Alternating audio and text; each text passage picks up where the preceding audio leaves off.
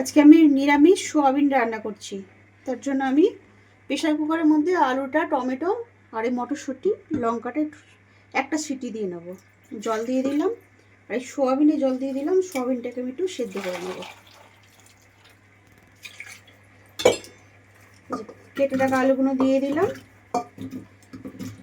এর মধ্যে আমি একটা টমেটো দিলাম, আর 4টে লঙ্কা দিয়েছি, একটু কড়াইশুঁটি দিয়েছি, দিয়ে জাস্ট একটা সিটি দেবো। গ্যাসটা আমি জ্বালিয়ে নিলাম। আমি আদাটা বেটে নেব।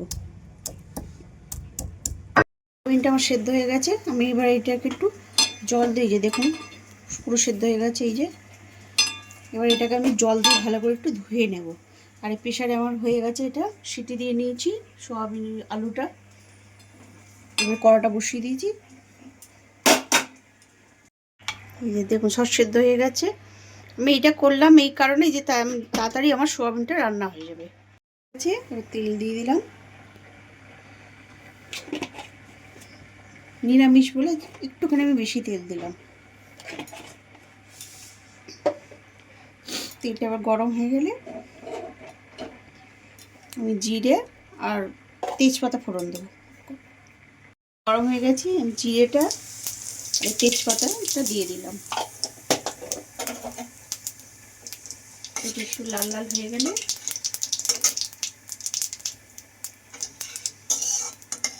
আমি এবার আলুটা দিয়ে দিলাম। যে আলুটা সেদ্ধ করে রেখেছি সেই আলুটা আমি দিয়ে দিলাম।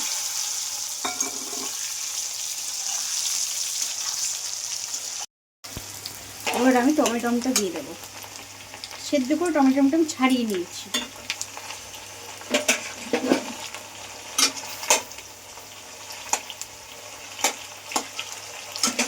এবার আমি দিয়ে দিচ্ছি এর মধ্যে আদা বাটা।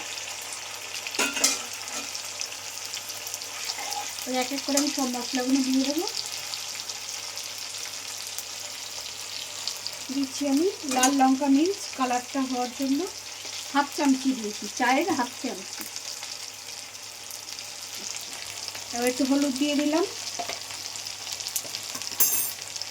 ধনে জিরে গুঁড়ো আমি পেস্ট করে রেখেছিলাম, সেইটা দিয়ে দিলাম 1 চামচি। স্বাদ মতো নুন দিয়ে দিলাম। এবার দিয়ে দেবো লঙ্কাটা যে সেদ্ধ করে নিয়েছিলাম প্রেসারে, সেই লঙ্কাটা দিয়ে দিলাম।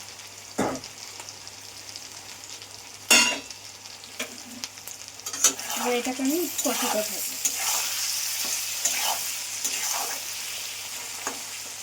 টমেটো আমি এরকমভাবে একটু নিয়ে করে দিলে গলে যাবে একদম।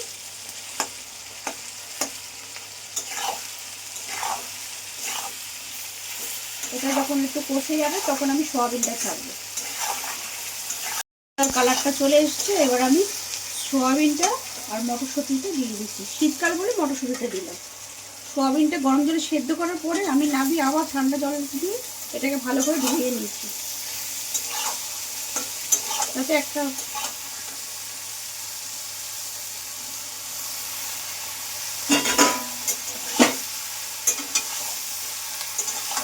এটাকে 5 মিনিট কষাবো। কষে তারপরে জল দেবো, হালকা জল দেবো।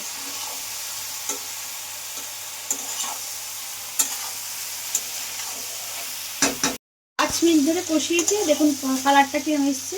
মশলাটা সম্পূর্ণ কষে গেছে। এবার এখানে আমি একটুখানি গরম জল ব্যবহার করব। সবই সেদ্ধ হয়ে গেছে, সামান্য একটু গরম জল দিলাম। বেশি ঝোল রাখবো না বলে ওই জন্য সামান্য একটু গরম জল আমি দিয়ে দিলাম এর মধ্যে। এটা আমি কমপ্লিট করবো ঘি, গরম মশলা আর একটু মিষ্টি দিয়ে।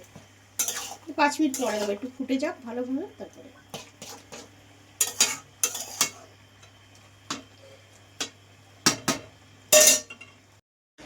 সোয়াবিন হয়ে গেছে। এবার এটাকে আমি দেখো একটু ঝোল ঝোলও, বেশি ঝোলও নেই আবার বেশি শুকনো নেই। এর মধ্যে আমি 1 চামচি ঘি দিয়ে দিলাম,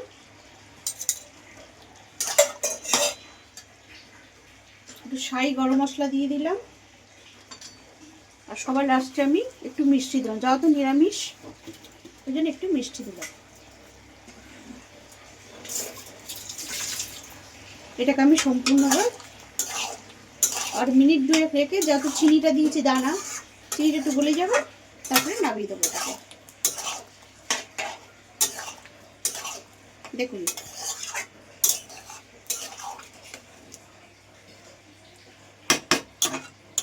একদম বেশি ঝোলও হয়নি আবার শুকনোও হয়নি।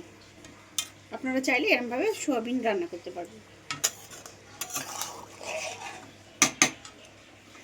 যদি আমার এই সোয়াবিন রান্নাটা আপনাদের ভালো লেগে থাকে অবশ্যই চ্যানেলটা সাবস্ক্রাইব করবেন, লাইক করবেন, শেয়ার করবেন, কমেন্টও অবশ্যই করবেন।